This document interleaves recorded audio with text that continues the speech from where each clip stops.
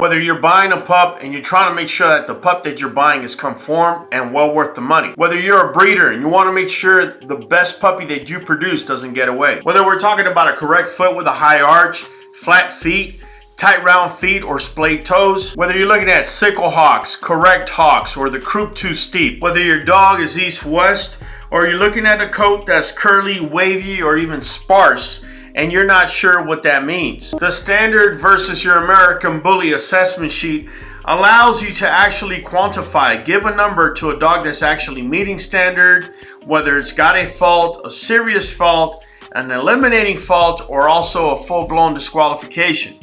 Either or, don't you want to know exactly where your dog stands, what the strengths and weaknesses are? It's the only way we're going to improve the breed, fam. And the more that you do this, the more experience you're going to gain, and the better it is and more reliable your thought process and more streamlined it's going to be. How can I create a real tangible way for me to break the dogs down that I have here in my yard, assess them, know what their strengths are, know what their weaknesses are? This way I know what I need to line up my females with as far as a male and vice versa. How do I know overall what the strength of my yard is? Or even one particular dog, what are their strengths and what are their weaknesses? So that's when I was thinking, and I realized I need to create some sort of assessment sheet, and I need to bring in the registry standard, or at least something within that range, also with my opinion involved, so that I can better create what it is that I want to assess and kind of streamline my process.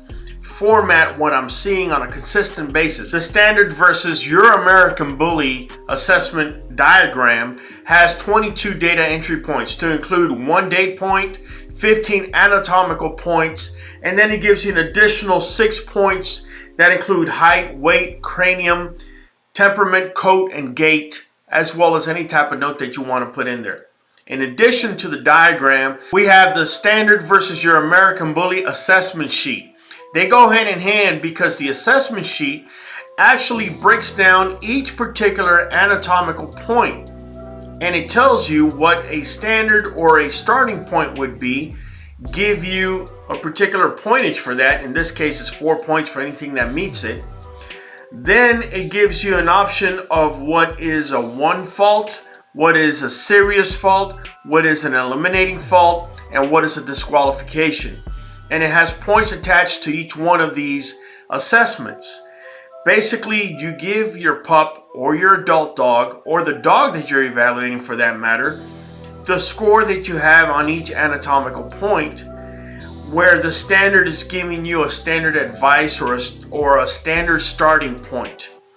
You then fill out the entire standard versus your American Bully assessment sheet, and also your standard versus your American Bully diagram. And now you're able to put together and get a better picture as to what you're looking at.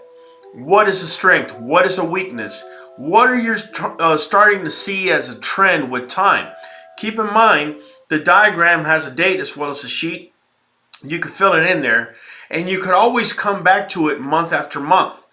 You could come back to it from a year from now, and you're able to see how your dog's blood developed, if his particular flaw has improved, if it's gotten worse, and if not, if it stayed the same. And this way, you're able to better predict what it is that your dog's going to be able to do going forward as far as either production or even himself, what it is that you want to look for. The more you practice this tool, the more you're going to find you're going to be able to evaluate certain particular body parts until you finally feel comfortable enough to evaluate the whole dog together, and you're able to set a particular number in your head. Once you start doing this enough times, you're going to start realizing that certain particular dogs, for example, are going to be scoring near a 60, maybe a 57 or a 58. And that's top of the line. That's the kind of stuff that you're looking for. That's the kind of stuff that actually demands high dollar.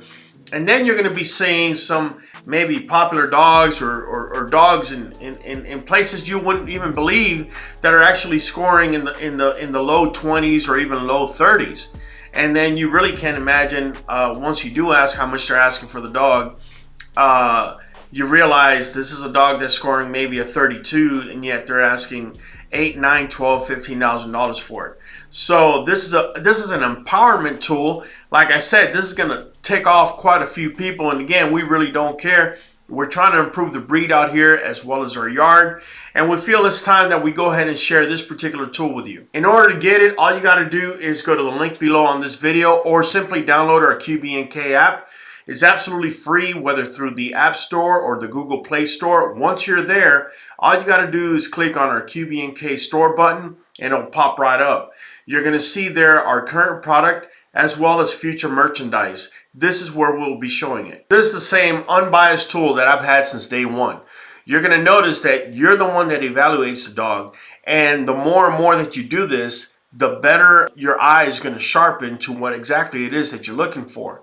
You know, when I first got it, I used to go online on whether it was Facebook, Instagram, whatever social media, and I would see each particular dog. I would actually get 10 dogs and rank them from 1 to 10.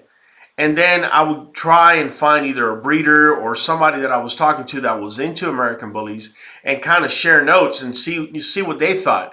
Sometimes I would run into people that were just, you know, into the hype and not necessarily into conformation, but those that were actually into conformation, I soon started realizing I started seeing a lot of what they were seeing. This is how I was able to develop a sharper eye into what it was that I was looking for. Fam, I hope this tool helps you as much as it's helped me. This has been Raul from the Q. Catch you on the next one.